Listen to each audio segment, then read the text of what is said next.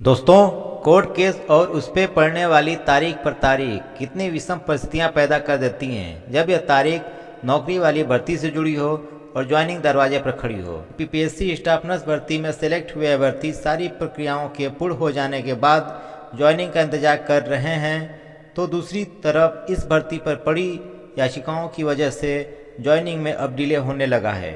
कुछ दिन पहले ऐसा लग रहा था कि लोक सेवा आयोग द्वारा इस भर्ती को कम समय में पूरा करा लिया जाएगा तथा अप्रैल में स्वास्थ्य विभाग व संबंधित विभाग ज्वाइनिंग लेटर अभ्यर्थियों को दे देंगे।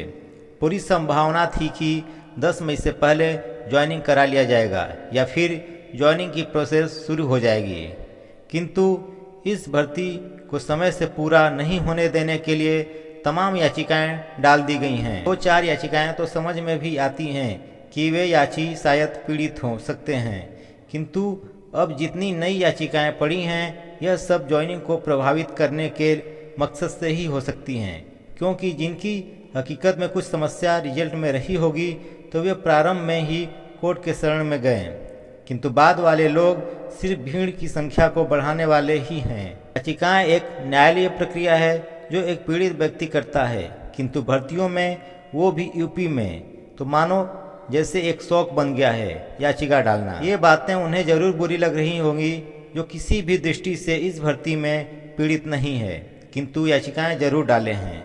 जो लोग सीएचओ के पोस्ट पर काम कर रहे हैं, अगर वे लोग याचिका डाले कि हमें अनुभव का लाभ नहीं मिला तो ये बचकाना ही कहा जाएगा। अगर आपको अनुभव का लाभ चाहिए तो आप सरकार से मांग कीजिए, एनएचएम से मांग कीजिए। स्टाफ नर्स ने कई वर्षों तक रोड पर संघर्ष किया था, पुलिस की लाठियां खाई हैं, भूखे प्यासे हड़ताल पर बैठे थे। कई वर्षों से संविदा पर काम कर रही हैं, तो पहले प्राथमिकता उनको मिलना चाहिए भर्तियों में, और होना भी ऐसा ही चाहिए कि कोई भी संविदा कर्मी हो जब उसने कई वर्षों तक विभाग की सेवा की हो, विभाग में सेवा दिया हो अल्प वेतन में, तो उनका भविष्य भी सुरक्षित होना चाहिए। नियमित अगर नहीं कर सकते तो भर्तियों में कुछ लाभ तो मिलना ही चाहिए, जिसके परिणाम स्वरूप 5 वर्ष का अधिकतम 15 नंबर का प्रावधान रखा गया, प्रति वर्ष 3 नंबर स्टाफ नर्स के लिए। अगर कोई सब्जी खरीद रहा है तो पैसे भी तो सब्जी का ही देगा, न कि फल का पैसा देगा। वैसे ही स्टाफ नर्स की है तो अनुभव का लाभ भी एक स्टाफ नर्स को ही मिलेगा, न कि किसी अन्य पद वाले को। फिर आप याचिका डालें या कुछ और करें, कोई फायदा नहीं होगा। बस कुछ दिन और देर होगी ज्वाइनिंग में, पर सैकड़ों लोगों की बद्दुआ भी ऐसे लोगों को रोज मिलती होगी। कुछ कोचिंग वाले भाई साहब लोग भी हैं जो आग में घी डालने का काम करते हैं, और इन सब के बीच मौज होती है चंदाखोरों की। ऐसे लोग तो यही चाहते हैं कि खूब याचिकाएं पड़ें, भर्तियों में देर हो, ताकि मोटी कमाई होती रहे। चंदा देने वाले भी सिर्फ अपना समय और पैसा ही बर्बाद कर रहे हैं। बहुत सारी भर्तियों में हमने ऐसा ही देखा है।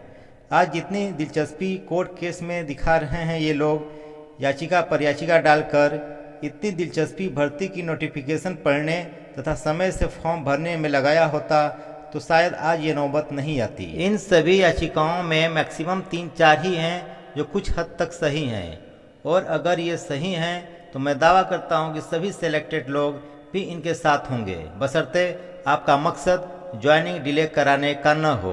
बहुत सीटें खाली हैं, कोई विवाद नहीं है। ज्वाइनिंग में डिले न हो, पक्ष मजबूती के साथ रखे सरकारी वकील, जिससे समय पर ज्वाइनिंग हो जाए। सीटें खाली भी हैं तो कोर्ट को विश्वास में लेकर ज्वाइनिंग कराई जा सकती है, कोर्ट के निर्णय के अधीन। राज्य सरकार भी प्रतिबद्ध है समय से भर्तियों को पूरी करने के लिए। दोस्तों, आज अर्थात 22 अप्रैल को हुई हियरिंग पर बात करते हैं। ऑनरेबल जज महोदया ने 26 अप्रैल को नेक्स्ट हियरिंग कर दी है केस को फ्रेश लिस्ट में।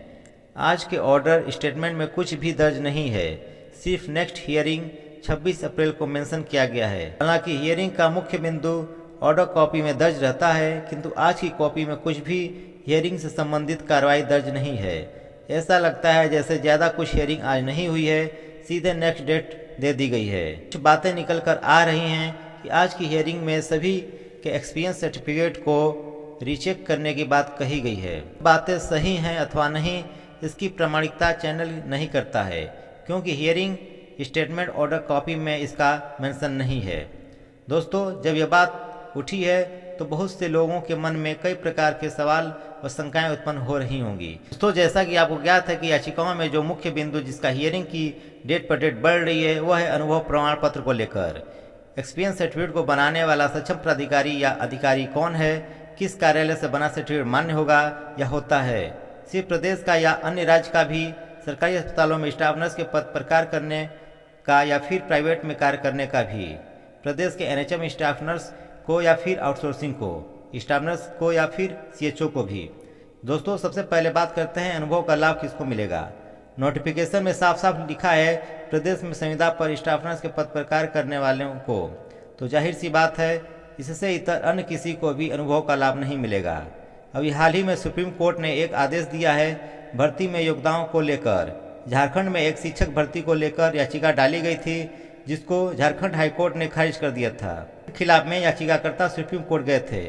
सुप्रीम कोर्ट ने याचिका को तुरंत खारिज कर दिया तथा झारखंड हाईकोर्ट के फैसलों को सही माना।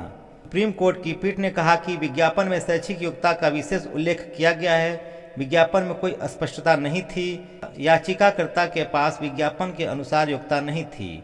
इसी से हाईकोर्ट की पीठ ने उनकी उम्मीदवारी रद्द की थी। सुप्रीम कोर्ट की पीठ ने कहा कि नौकरी के विज्ञापन में उल्लेखित शैक्षिक योग्यता अनिवार्य है।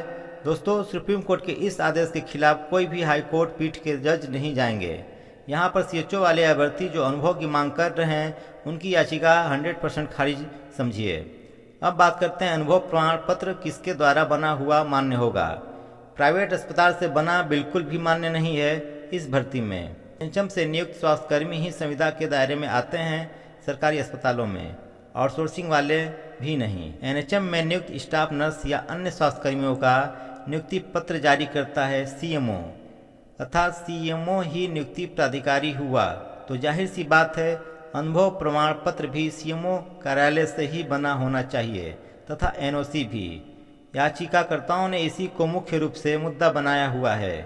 राज्य सरकार आयोग को क्या निर्देश दे रखा है, किसका मान्य करता है किसका नहीं, यह निर्देशन से पता चलेगा। जो हो सकता है आज की हियरिंग में राज्य सरकार की तरफ से कोर्ट को बताया गया हो।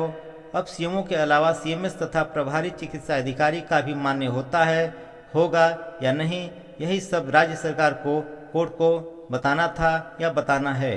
तो हो सकता है 26 अप्रैल को कोर्ट इस मामले का निष्पादन कर दे या फिर 2 से 4 तारीखें और पड़ सकती हैं। अगली हियरिंग में यह पता लग जाएगा कि ज्वाइनिंग में और डिले कितना होगा या फिर लास्ट अप्रैल तक हियरिंग समाप्त हो जाएगी। मई महीने में ज्वाइनिंग हो सकती है, 10 दिन आगे या पीछे। दोस्तों, चैनल के कम्युनिटी टैब पर भी आप विजिट करके भी संक्षेप अपडेट आप जान सकते हैं। जो भी आपकी क्वेरी है कमेंट बॉक्स में उसका स्वागत है। अगर कभी कभी वीडियो के कमेंट बॉक्स में से किसी की क्वेरी पिकअप नहीं हो रही है तो कम्युनिटी टैब के लेटेस्ट पोस्ट के कमेंट बॉक्स में ज़रूर क्वेरी को लिखें। वैसे पूरा प्रयास रहता है कि सभी क्वेरी को पिकअप करें। ज्वाइनिंग के लिए आप लोग टेंशन न लीजिए, ज्वाइनिंग होगी, थोड़ा समय ज़रूर बढ़ गया है, फिर भी उम्मीद है कि मई में हो जानी चाहिए। 26 अप्रैल के बाद भी तारीखें बढ़ती हैं तो आप लोग ट्विटर के माध्यम से सरकार को ज्वाइनिंग के लिए आग्रह कर सकते हैं। मिलते हैं नेक्स्ट वीडियो में। जय हिंद, जय भारत।